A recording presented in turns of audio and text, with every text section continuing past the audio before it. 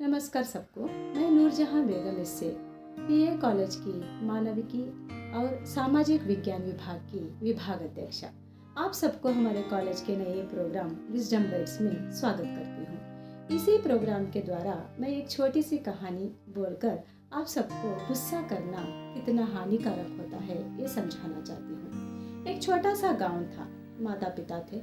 बहुत साल हो गए इनके कोई बच्चे ही नहीं पैदा हुए।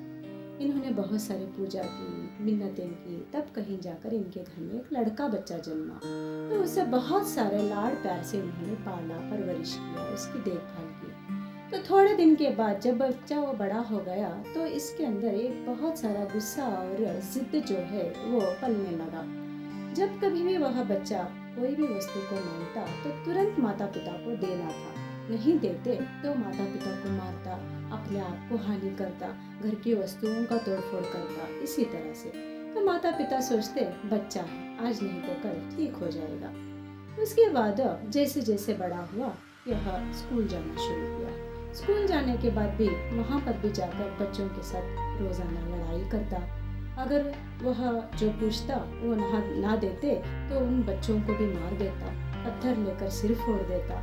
टीचर्स अगर कुछ बोलते तो उनको भी इज्जत नहीं देता, उनके साथ भी अनाप शनाप बातें करता।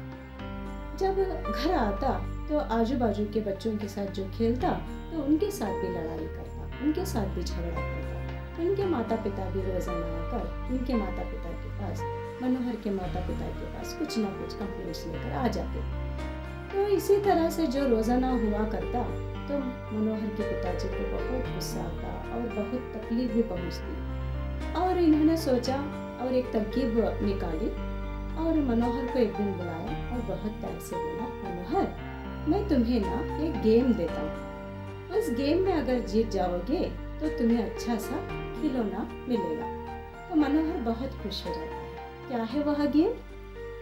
पिताजी बोलते हैं, देखो जब कभी भी तुम्हें गुस्सा आता है तो तुम एक काम करोगे, हमेशा तुम्हारे पास एक बैग, एक हैमर यानी एक हथौड़ी और नेल यानी हिंदी में उसे कीलें बोला जाता है, उसे लेकर तुम घूमो। जब कभी भी तुम गुस्सा करते हो, जितने बार गुस्सा करते हो, एक एक करके कील को हमारे कंपाउंड के दीवार पर मारना शुरू कर दो।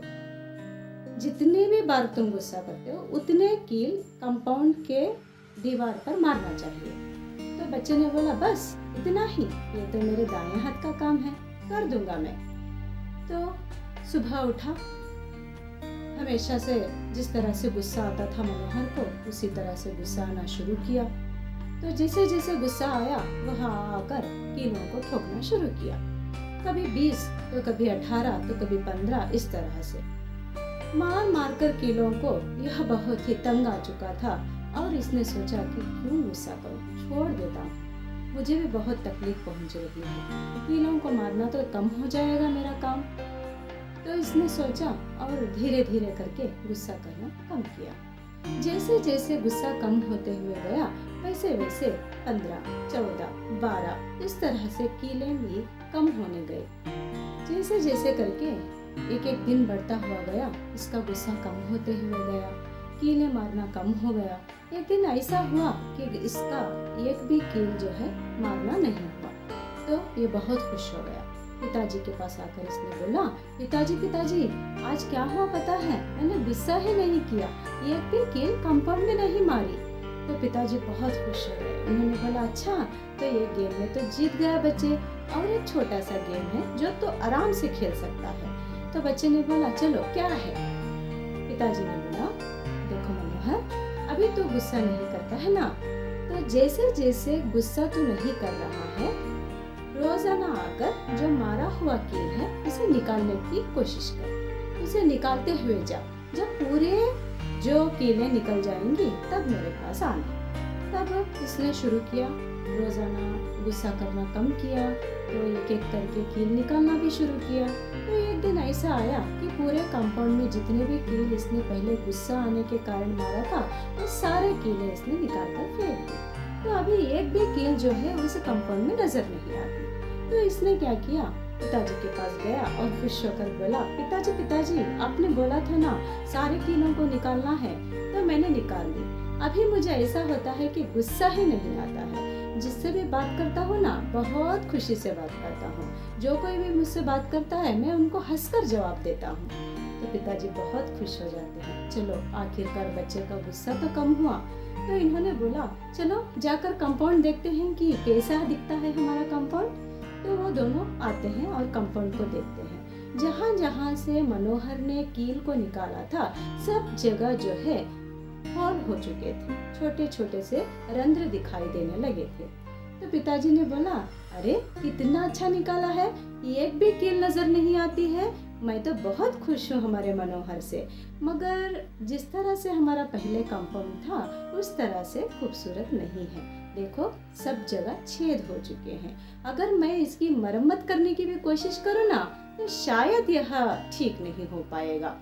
तो इसीलिए मनोहर ने बोला, हाँ पिताजी, पहले जिस तरह से था इस तरह से नहीं है, पूरे जगह छेद हो चुके हैं, अब क्या करेंगे। तो पिताजी ने बोला, अब कुछ नहीं करेंगे, ये तो दीवार हमारी है, छेद हो गया तो भी कोई बात नहीं है, मगर इस खेल के द्वारा मैं तुम्हें यही समझाना चाहता था कि जब हम लोगों के ऊपर गुस्सा करते हैं या गुस्से के द्वारा किसी के ऊपर हानि करते हैं, तो उनके मन में जो बैठी हुई जो दुश्मनी है या जो बात होती है, वह हमेशा के लिए इसी तरह से, जिस तरह से छेद कंपाउंड में है, ऐसे रह जाएंगे। तुम कितना भी सॉरी पूछो, कितना भी उनके पास माफ़ी मांग लो, मगर वो जो बैठी हुई बात है ना, वो निकालना बहुत मुश्किल है। इसीलिए मनोहर, मैं बोलता हूँ कि कभी किसी के साथ गुस्सा मत करना। गुस्सा करने से हमारे लिए कुछ भी नहीं मिलता, अच्छी बात तो नहीं ही है। दूसरों को तकलीफ देने के साथ साथ यह तकलीफ हम लोगों को भी मिलेगी जब वह बंदा कुछ ना कुछ हम लोगों को बोलता है।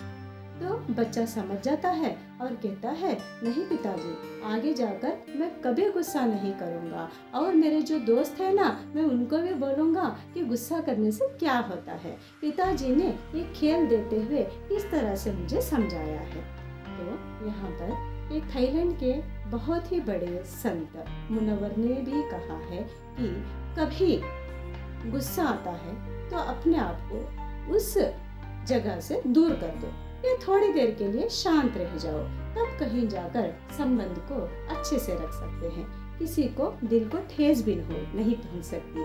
तो यहाँ पर इस कहानी के द्वारा मैं आप लोगों को यही समझाना चाहती थी कि गुस्सा करने से किसी को अच्छा नहीं हो सकता, ना तो सामने वाले व्यक्ति को, ना तो हम लोगों को। हानि दूसरों को, एक दूसरों को भी पहुंच सकती है, तो इसीलिए गुस्सा मत कीजिए।